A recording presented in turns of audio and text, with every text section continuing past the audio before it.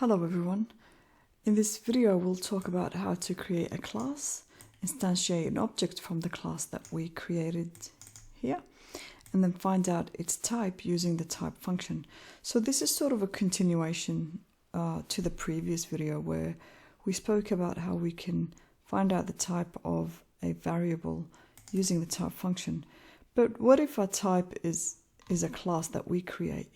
So let's go ahead and do that. So I'm just going to add a comment here.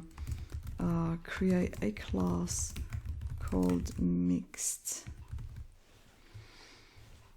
So to create a class, just use the keyword class and then give them a name of your class followed by the colon.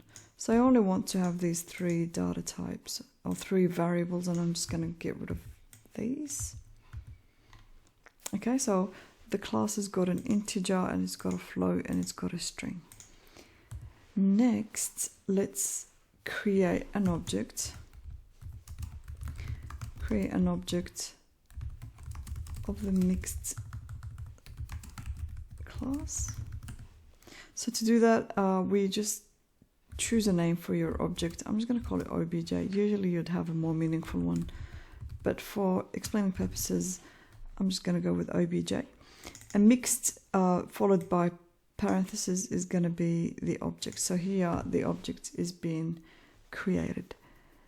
Next, I'm just going to follow this comment here. Display the data type of our new object. So all we need to do is in a print function enclosed with the type function, we are passing the argument obj to find out its data type. Sorry, I don't know, probably that would be a comment that's here.